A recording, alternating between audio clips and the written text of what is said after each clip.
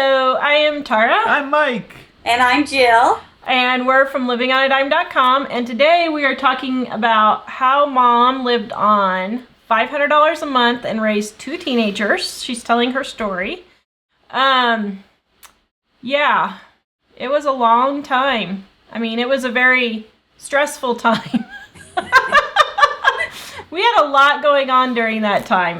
We did. It's like we had something every single week, it seemed like.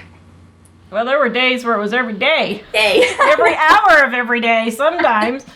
But Mom wrote Penny Pinching Mama, how 500 ways I lived on $500 a month. This is her tips on how she did it. And she's telling her story of what she went through to cause her to need to use these tips.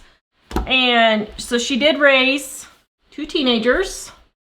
Well, at the time she kind of started, we were like 9 and 10, and then she raised us until we left home on $500 a month. So anyway, go for it. For it. Part 9. Oh my. We left off at, I just gotten the job, dropped on my doorstep, and all the hard winter that it was and everything. 3 weeks into the job, you know, we were talking about something happening all the time. One night, since I was only turning left with the car because of a car wreck, and I could only turn left any place I went, I had to go to the grocery store finally about 3 weeks after I got the job. And it was on the way home and pretty close to my work. So it was hard to drive and turn left. And I thought, well, if I could stop at the grocery store, pick up the stuff, and then come on home, instead of coming home and getting you and driving back, it was so much easier. So I told you guys, you stay in the house, keep the doors locked, and then what I was going to do, that I was going to go to the grocery store. I got to the grocery store, headed home, and I got a flat tire. Now, you've got to realize, have you seen in New York and different places where they have the piles of snow along the side of the road? You know, the snow is about pile as high as I was. Ice, big chunks of ice. And I had a flat tire in the middle of all of this. And I had chunks of ice stuck under the car that it was so cold it wouldn't get loose. It was just like welded onto the car. And it's like those stalactites at the caves. Exactly. Yeah. And I knew there was no way I could get that tire off by myself. And I didn't know who, of course, you know, we had nobody. I didn't know who to call. I would have called our pastor, but he was in the hospital having back surgery that week. So that was, you know, I couldn't do that. So I went to call Dad. Well, what happened was I pulled over the side of the road and cell phone. So I had to walk down the road about a block to a house. And I asked the lady if I could use her phone. And they were kind of a little bit strange. Which I guess if I had a stranger come into my house, although back then it wasn't so unusual, you know, let people in. But she said, yeah, you can use my phone. And I tried calling Dad, and I couldn't get a hold of him. And so I'm thinking, who do I call when you have absolutely nobody else to call? And it was a little frustrating because there was middle 40-year-old man and looked like his son, 20-year-old guy, sitting in the recliners, and they heard what was wrong. Now, Michael and BJ or David, you know, in a heartbeat, they would say, let us come change it for you, wouldn't they? Yeah. And they just sat there like nothing was going on. And they knew I was desperate. They could tell from my phone conversation and talking to the lady. So I thought, what am I going to do? Finally, I thought my boss. Well, I've only worked there 3 weeks, but I thought I'd ask my boss if they knew of anybody. I wasn't going to ask them to change the tire, but ask them if they knew of somebody who could come and help me, because I didn't even have a mechanic at that time. So I called him, and he said, listen, we're closing up the shop. We're heading that direction. We got to go that way anyway, so I'll come by and change it for you. I was so thankful, but, you know, I was late getting home then, and you guys were starting to worry because I'd given you a timeline and everything. But he did help me, but it was like every couple of days, something like this, you know, kept happening. And so, we didn't live in the best neighborhood. No. Just so, because people always say, well, I don't want to live in a neighborhood that's not going to be safe. You know, we had a convenience store behind us. It was like, so it was on the street behind us, but there was like this direct path from that street to our street that people would rob the convenience store behind us, and they would either run through our backyard or run through our driveway from the police. And I'm not joking. They would rob that thing all the time. I mean, I don't know, at least once a month, would you say, maybe? Oh, yeah. At least? Yeah. Every 3 to 4 weeks? Yeah. They didn't really have a whole lot of security systems and cameras back, you just didn't have It really any. wasn't a very good neighborhood, No. yeah. And, and so it was, there were ladies of the evening in the back alley at times. And we'll have to tell that story one time. So it wasn't exactly the best neighborhood to be in. And so sometimes you just have to have faith that God and his angel armies are bigger than what's going on around you, and just know that that's the truth and you're going to believe it. Protecting you guys, because that's part of the reason I was so worried about leaving you, in that area and everything. So I had the flat tire, and it was just like I said, something every few days I was dealing with. Well, then the next week, I get a court paper, and I couldn't figure out what in the world this court paper was, so I showed it to Dad. At this point, Dad was starting to come over, and he actually would come. He was like night and day then. He would come over all the time. Yeah. I mean, he's probably spent more time there at that point than he had before. And he would come over every evening, and 4 or 5 days a week he would be over at the house and different things. It was funny because our friends didn't even know you guys were really separated. Because he did so much with us and was with us so much and everything. But I showed him, I got this court paper, and I said, "What is this court paper?" And he looked at it, and he said, "Oh no, he had let the insurance elapse on my car." I'd gotten the car when I was in Springfield. My folks had gotten it for me, but they said the only condition, it was a used car, and the only condition that they'd let me have it is if they put it in my name and not both our names, because they was afraid he was going to get it. Although he didn't take anything. Dad never took anything. So I don't know why that was a big deal. But we put it in my name. Well, the night he had that accident, this accident would not go away. It was just going to haunt me for the rest of my life. The night he had that accident, he'd let the insurance elapse. And we paid our insurance like every 6 months. So I hadn't really gone through all the paperwork that he left piled yet, because I was just... You didn't open any bills, nothing. Yeah. He paid nothing. And part of the condition of me moving back, he was supposed to be taking care of the bills when we moved back. I didn't know it, but he wasn't taking care of anything. So I didn't know the insurance had lapsed. So immediately, and it was a court thing to come to court for this accident because the car wasn't insured. So the next day, I immediately called the insurance company and said, I didn't know my car didn't have insurance. I need to get insurance. And they said, no, you can't have it till you get your court thing taken care of. I've never heard of this before, and nobody's ever had it happen to him since. But they refused to give me insurance until I showed them proof that I'd gone to the court date and everything. So in about a week or so, went to the court date and got that taken care of, and went to the court date, and I arrived there, and this judge, it was like he made Judge Judy look like the sweetest thing in the world. I mean, this guy was almost wicked. And I explained to him. Towards you. Towards me. And he said, "You don't have insurance on this car yet." And I explained to him, I called the insurance company, what they said, blah, blah, blah. He said, "I don't care what any of them said." He said, "If you showed up in court today with insurance, I would have been lenient. But because you didn't, your license is now suspended." I wasn't anywhere near the accident. So here I'm getting in trouble again, and so now my license is suspended, and I'm trying to figure out what I'm going to do with this suspended license. So it was like each week something continued. Well, a couple of weeks later then, I went and I got another, I realized then the bills started coming in. And then I saw the dad had not only not paid the 6 months since we'd been back before he left, he hadn't paid the full year before that, how anybody can go a year and a half without paying utilities, without paying any house mortgage, and not being called on the carpet. The banker once told me, he said, I have never known a man who actually can even dodge the IRS as well as what he can. He said, I've never seen anything in all my years of being a banker. I've never seen anybody who gets by without paying his bills. Never. Well, and you said that he just stuffed them in paper bags and didn't even open them. Yeah, he didn't even open them. Now, why didn't some, so I was going to do the right thing, and we always recommend people do this, and I still recommend it, because my situation was was bizarre. I started calling the utility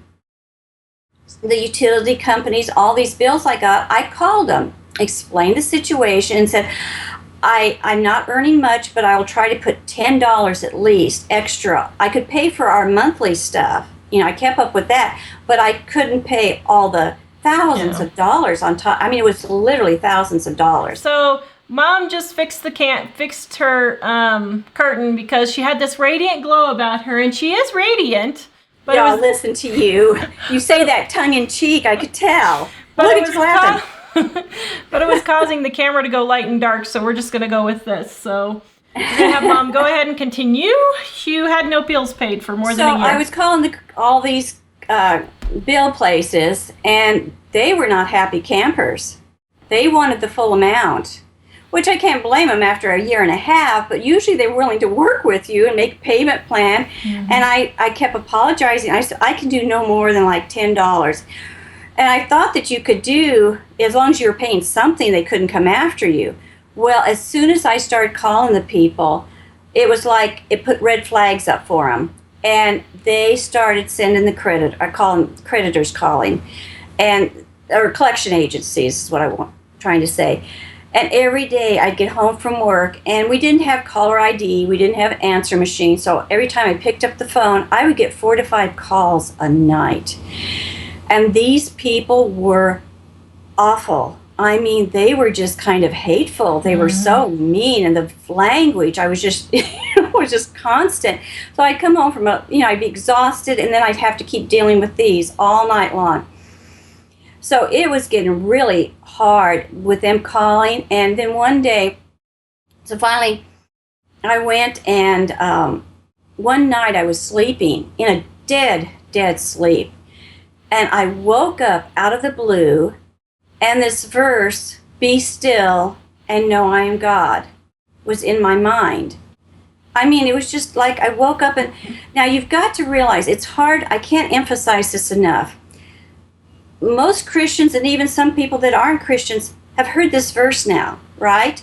It's on plaques, it's on bumper stickers, they've got this verse everywhere. Verses tend to take, every 5 or 10 years, you have a in verse that you see everywhere. Back then, nobody had ever heard of that verse.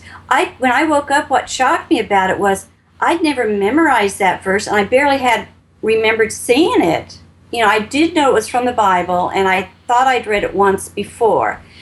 But to have it memorized, and never having seen it anyplace else or anything, so I was kind of weird to have this verse in the middle of the night come. That's why I was so surprised. If it had been like Psalms 23 or something, I wouldn't have thought anything about it. But a verse I'd never memorized and never really heard about. So that was a Wednesday night. I got up, I think it was Thursday nothing. Friday, I got up and I opened my devotionals. Oh, I was going to have it to show you because I kept the paper with it on there. But I opened my devotional book, and I had to turn over a couple of pages, and there at the top, it said, "Be still and know I am God." And I thought, well, that is so odd. Maybe it was just a coincidence, something like that. I don't really believe in those anymore, but I couldn't figure that out. So you don't believe in coincidences? No. And so I went and I still didn't think a huge about it. Saturday, nothing. Sunday, I go to Sunday school and sit down, and the Sunday school teacher, he said, "I don't know why, but this has been laid on my heart this week to teach about this." So he said, turn to Psalms. I forget where it is now. I can't remember off the top of my head. But he said, "I want to preach on this verse that we don't hear about too often, and it was, be still and know I'm God. And I'm thinking, okay, now God has my attention. 3 times in just a few days, he's got my attention. I'm thinking, what are you trying to tell me? And I'm spending the whole time through the class trying to figure out, because in spite of what was happening, I really felt pretty calm, No, I wasn't stressed or worrying or anything like that. I was doing pretty good. So I couldn't understand why he kept throwing that verse at me. I kept saying, I'm doing fine, dear God, unless there's something in my heart I don't know about. You're going to have to show me. So then I walk into church service, and this is no joke. The pastor preaches on, be still and know I'm God. At this point, it's like, at this point, you're bracing yourself. I'm thinking, okay, what is happening? And I didn't quite know what to think about it, and it wouldn't go away. It kept playing over and over in my mind. Well, Monday morning, nothing. Tuesday, my mother-in-law always sent me the church bulletin from their church back in Springfield, and I come home, open the mail up, and here on the front of the bulletin, there's usually a picture and a verse. You got it. Be still and know I'm God. Now, it doesn't take a rocket scientist to tell you something's really going on here. So that was on Tuesday. Wednesday, nothing happened. Thursday, when I got home from work, I opened up the mail. Here was a check for $50, a refund check from the insurance company, the one that I hadn't had the car insured with. I don't know if when I got the insurance, I paid too much or what, but I've never gotten a refund check if you make a claim, but just out of the blue to get a refund check from the insurance company. That doesn't happen. That's the only time I've ever had that happen. But I was excited because my first thought was, battery, I get my new battery. I was so excited because I could do a new battery, and I was doing the happy dance with this check. So the next day was... At this point, because this is a different show, at this point you've been having to jump your battery anytime you needed to use the car to go anywhere. You'd have to jump it, and it's in this deep snow, and it's a huge pain. You're trying to drag extension cords and all this. So a new battery was a major thing. Yeah, it was really, and I hadn't had any extra money because I'd been paying the extra $10, but I thought God sent this money to me special so I could get my battery, And so Friday I went, I think on my lunch, and I cashed the check. Normally I just put everything in the checking account, but I wanted to go early Saturday morning before the banks were open or anything. So I thought I'd cash the check and have the cash to go buy the battery. Because you didn't use credit cards. No, we didn't even have credit cards. I didn't even have any credit cards at all. A lot of people didn't really in those days, right? No. Most people didn't. You had a gas credit card, and that was the extent of it, really. And so I went and cashed the check on Friday at noon. And so I had my $50 cash, and I came home, and we fixed dinner, and it got dark. It was still winter, and so it got dark early, but we finished eating dinner and cleaned up the kitchen, and I hear a knock at the door. I could actually get paranoid about knocks on the door now that I think about it. Yeah, you too. Yeah, us too. So I heard this knock on the door, and I went, and there was a man standing with a badge, a marshal's badge. And he said, I'm looking for Jill Cooper. And I said, I'm her. And he said, I have a warrant for your arrest, ma'am. I said, oh, you must have the wrong person. He said, no, ma'am. And he's, gazed. He said, are you? And I said, well, that is me. Now, you've got to realize, I'm the kid that when the teacher in school says, okay, everybody be quiet and fold your hands, I'm the first one to be quiet and first one to fold my hands. Because you're our firstborn. And I am the one that I won't drive over the speed limit unless it's an emergency, like when the tornado was chasing me across I-70 that one time. Then I would go over the speed limit. But on normal basis, I don't do anything. Not even, I wouldn't throw any litter. I wouldn't throw gum wrapper on the ground, because I didn't want to be a litter bug and stuff like that. So for a marshal to have a warrant for my arrest, I thought, what in the world? And I was so naive. I said, well, what did I do wrong, or what's going on? And he said, well, I'm not sure, ma'am, but here are the papers. And he handed me these papers. And of course, it was in, lawyer talk stuff and everything. And all I could see was AT&T, but I didn't know for sure. And let me backtrack real quick. Like a week or two before, I'd gotten a second batch of court papers, and I showed them to Dad, and he said, this is nothing, I'll take care of it. And I gave them to him. He said, it's no big deal. He said, I just have to pay a couple of things, and it'll be taken care of. So all I saw was AT&T, but I couldn't understand anything else. And I said, well, I've got kids here. What am I supposed to do? Are you taking me right now? He said, yes, ma'am, you've got to go now with me to jail. And I said, well, I've got kids here. Can I call somebody? And he said, yes, you can call and have somebody come. Well, I called the pastors. That's the only people I had to call. And the pastor's wife said, I'm sorry. She said, I can't come watch them because I just walked in the door from bringing their son home from having surgery from the hospital. But she said, don't worry. She said, I'll get on the phone and I'll call make some calls and get somebody over there. I tried to call Dad, but he was at a dinner theater that evening, and I told the pastor's wife that, but I couldn't get through to him. We didn't have cell phones, of course. Yeah. And she said, don't worry, I'll do something. So here you guys are. I don't even know how you felt, because I never ever talked to you that much afterwards about it. But well, let's talk about that now, Mom. Oh, listen to you. So I went and told him, I said, well, I couldn't get anybody yet, but the pastor's wife was going to get somebody. And he said, that's fine. He said, I'd advise you to leave any jewelry at home because we'll have to take it from you when you get there. And he said, and your bail is set at $50 and you have to have $50 cash. Okay. Now, I had my $50 cash. Mm-hmm. If it hadn't been for that check coming in, I wouldn't even probably have $5 cash on me that day because I'd just gotten paid. And $50 cash.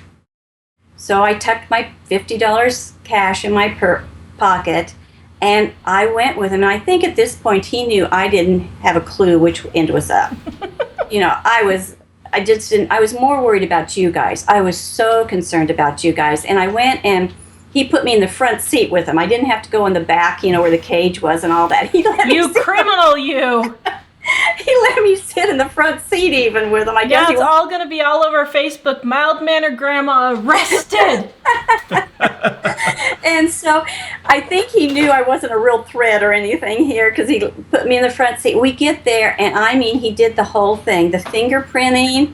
At this point, oh my goodness, I'm actually getting arrested here. And the picture, I had to hold the number, the picture thing, and I'm thinking, did you get mugshots? Huh? You had mugshots? We should have put that in the book. Do you have them? Huh? No, yeah. Didn't keep my mugshots. And so we got done. We were walking down this hallway.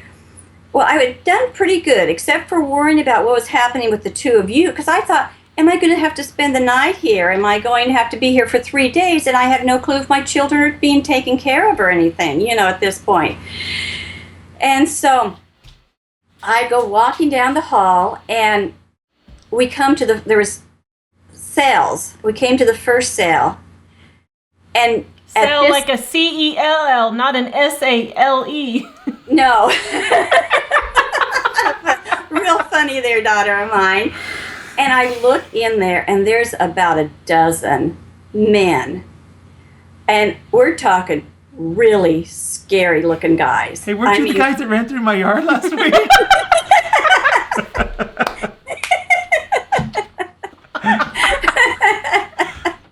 Oh, very funny, Michael. Run through my yard last night. You gotta remember in one of these shows to tell about the time the thief got locked in your basement. I will. I'll remember telling about it. And I spent the night in the house with him in my basement all night, with the thief in my basement all night. Yeah. I'll have to tell that on another one. So they were scary. I mean, they were really scary looking. And so we walked to the second cell, and there was like a half a dozen women in this cell. But they looked scarier than the men did. And I'm thinking, at this point now, I'm scared. I'm really scared because I thought, I'm in trouble here. This is no joke. I'm really in trouble here. But he kept walking, and he walked to a third cell. There was just 3 of them. And he put me in the third cell. Nobody was in there. I think he knew I needed to be in there, by myself. And I walked in, and I really was getting scared at this point. And out of the corner of my eye, I could see a bench, and I just kind of automatically sat down because I was looking around on this wooden bench. And I'm starting to get scared, and I look up, and there's a toilet across from me without the toilet seat on it. For some reason, that silly toilet put me over the edge. It just... Mom has a thing with toilets. So every time she moves, she has to have the entire toilet replaced. And guess who does it? And it's Michael that has to do it. I'm a toilet specialist. Well, I don't know what it was. I saw that toilet, and it was just like, I was ready to totally flip out. I didn't know if I was going to cry or scream or what. Commit murder. Commit murder. I was so scared. I don't think I've ever been quite that scared. And I said, okay, dear God, this is the limit. There's nothing left in me. I can't pull up one more trust thing, one more I have faith, one more nothing. This is it. I am done here. I can't take anything more. I'm going to lose it.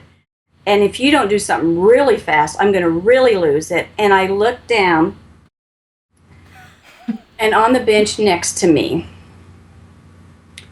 it was in letters about 2 inches tall. It said, "Be still and know I am God." So that must have been the cell for people who didn't do anything. I guess so. I didn't even know how to react.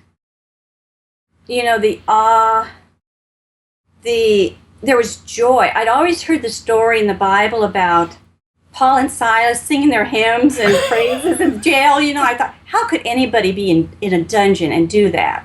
A human couldn't do that. And I saw those letters, and I wanted to sing. I wanted to shout. And the thing was, I thought, I better not do that because they put me in a padded cell instead of this regular cell. I couldn't believe it. I could not believe it. In 2-inch letters. And I was, to this day, I can't describe the feelings, that I felt. And so I went and I looked up at the way the bars were. It looked across to a room that had glass in it where all the police officers sat and watched the people in the cells. And I looked up there. I was just beyond beaming and excited. And I looked up, and there was my pastor. So it just kept getting better. I mean, that couldn't get a whole lot better than seeing those letters. But, there was my pastor. And it was really odd because he was yelling, I could tell, and shaking his finger at the police officers. Now, he was a very mild... Was it who? Which pastor was this? Pastor Bell. Oh, yeah. Wasn't he? Yeah. I've never known a man preach more on love and forgiveness and caring. And here he was. I thought he was going to rip the police officer's head off. I mean, he was going for it. I was just glad to see him. I didn't care what he was saying at this point. I later found out what happened was they're not allowed to take a parent out of the home until they have somebody there to watch the kids. Under the age of 18, they have to have somebody there to watch the kids. Otherwise, they have to stay there until somebody arrives. Or bring in a police officer to stay with the kids till somebody arrives or something. So he was not supposed to take me and leave you guys by yourself. And our pastor's wife had called him and told him everything that was going on. That's why he was reaming out this, because I guess it was a big no-no to do that. But it gets even better because after I immediately, it wasn't even like 2 minutes and I was out of the cell. And the pastor, what happened, I found out, was he dropped his wife off from the hospital with their son, And he decided to go back and do visitation at the hospital that night, just head right back out again. And as he was walking out the door, he was a volunteer police chaplain. And his badge was laying right there on the table as he was walking out. And he saw it there and he thought, well, I'm not on call tonight and I'm not on duty, so I don't really need that. But then he said for some reason he just grabbed it up and put it in his pocket. Because he did that, if he hadn't had that badge, he wouldn't have been able to get into that room. He would have had to be just like everybody else, do the red tape, wait around, But because he could get into that room immediately, he was able to get me out immediately. Also, he hadn't planned on doing hospital calls that night, but he decided to, and the hospital was 8 blocks from the jail is all. So he was able, as soon as his wife called, to go straight over. I probably wasn't even in jail 20, 30 minutes, tops. It was probably the shortest time anybody spent in jail. So it was just like God had it all planned, even to the point of warning me. Mm-hmm. I mean, he tried to get into my head. He made sure I knew to stay calm. And that I could not believe. I've never had anything like that happen before, Well, up to that point, you hadn't had anything like that. Well, no, not up to that point. That happens all the time. Yeah, now it does all the time. But it was really, unbelievable the way that happened. And I guess I can't say it enough.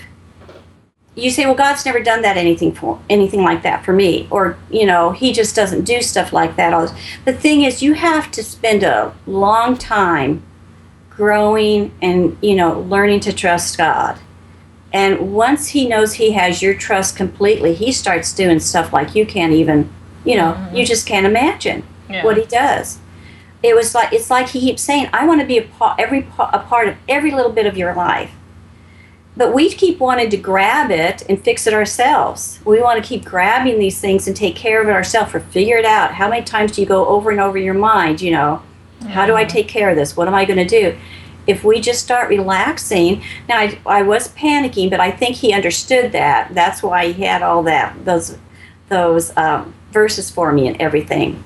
So I think I'll leave the next stuff that happens for the next video, because I'm not sure if anybody can take a whole lot more at this point. So I remember you coming home from jail, and I thought it was so cool you had ink all over your hands. They fingerprinted you, Mom! You thought it was cool I had ink all over my hands. We just thought it was funny that you'd actually had to have your fingerprints done. I don't know what happened with you. Did Pastor Wood come over? Yeah, so Pastor Wood came over while you were... How long were you by yourselves? Oh, it wasn't that long. I do remember being nervous because we had so much going on in that neighborhood. Yeah. That when he knocked on the door, I was afraid to answer the door. Yeah. But we had those 2 great big windows on each side of the door, and I think I just peeked my head around, and because you had a straight shot from our kitchen to our front door, which was a huge, long, it was probably, 25 feet, maybe? Oh, yeah. 30 feet at least, 30 feet. And it was a huge shot, but I could see through the dining room and into the living room to see who was at the front door, and so I think I just peeked my head around the door cautiously. Recognized him? And recognized who it was, and then I went to the door. And I think we were just sitting and watching TV with him. Yeah, I don't remember what was on at the time, but something was on. You were real concerned, I could tell. So, yeah, but anyway. Oh. So, but how many of the viewers have had experiences like this? Maybe more than we think. Yeah. It was interesting, to say the least. Well, another thing too, I'll tell real quick, and then I know we'll stop and go to the next video. But if you think about it, how did those letters get carved in there? Mm-hmm. Anything sharp, they made sure I had nothing sharp on me. Mm-hmm. Nothing sharp, and they were deep. They were carved deep into this, and to be so big, and the whole verse written out, Because you're not allowed a belt buckle. you're not allowed to shoelaces, have anything like that usually. No, and so how did those get carved in there? Another thing to think about, I just happened to sit right next to them. What kept me from sitting right there on the end on top of them? Mm-hmm. There's so many factors in here that you've got to play out. It's just unreal. Yeah. So, anyway. Yeah, people don't realize that, when you really stop to think about it, how amazing this how really miraculous, amazing it really was to have all that set up. So anyway, okay, so we will go on to part 10. Wow, if we turn this into a movie, it's going to be a mini-series. It's going to be a Maxa series. I was going to say, but about mini, what? This is going to be as long as, what was, we could make a whole North and South. North and South, yeah. This will be as long as North and South. That show never ended. Oh, my word. So... Okay, well, visit us at livingonadime.com so you know that we actually have lived on a dime. We get people criticizing us all the time. Well, you don't know what you have to go through. It's like, oh, yes, we do. Not everybody's criticizing us, but the ones who do are vocal. Yeah, all the vocal ones. And so, yeah, we really have lived on a dime. And we do know what we're talking about because we, when you have to jump your battery every single day to go to work, it gets kind of old. Yeah. You're waiting for that $50 to come. Well, one quick thing, too. People... I just lost it. I'll have to think of it for the next video. Living on a dime. And I will say, you did have a word or two for Dad after you got back from jail. Oh, did you? Because he came over the house. Because... Well, and I think you weren't even, it was his debts, right? Oh, I didn't explain what it was. No, you didn't explain what it was. What it was that paper I'd given him that he said he was going to take care of. It was AT&T wanting him to go to court to pay for the past telephone bill that he'd gotten while we were separated, while we were in Colorado. And he was supposed to go to court and either make a payment plan or pay the whole thing. He didn't bother to go to court at all and didn't do anything about it. I was thinking, I'm the only person I know that went to jail for debt, because in the United States, you're not really allowed to go to jail for debt. And I was the only person I know of that went to jail for a debt. And it wasn't even your debt. It wasn't even my debt. That's why I get frustrated. People whine about how, I don't know what I'm going to do now because I overspent on buying this new house, a new car, and all this stuff. And they have that left over. I didn't have anything. This was not even my debt that I was paying. So I have to say, he did feel really, really bad about that. When I walked out, he was at the jail. He'd come on up to the jail because he was so scared for me and so worried about me. And when the pastor and I walked out, he was just gray. I've never seen a color that shade on anybody before. He was just gray in the face. And because that was one thing he was always afraid of, being in jail. He thought that would be horrible to be in jail, so for me to get in there because of his fault, he did have at least the grace to feel upset about. The pastor wasn't going to even let him near me. He wasn't even going to speak to him because the pastor was so mad at him for getting me into this pickle. So it was an interesting time. So yep. And let's see. So, and just so you know, for the whole debt, I think you're going to talk about this, but so you ended up paying off Dad's debt. It was $35,000 for his debt and what you finished owing on our house. Mm-hmm. And you were making $1,000 a month, and you were putting $500 of that. Yeah. Is that right? Towards debt. Yeah. Towards debt. So we lived on $500 a month, and you spent $500 paying off my dad's debt because the bills were in your name. Mm-hmm. But yeah, see, that's what happened. He didn't change them over when you separated. No, because when you fill out like electric, to apply for electricity, you put your spouse's name on there. Usually they put like the husband's name and then the spouse's.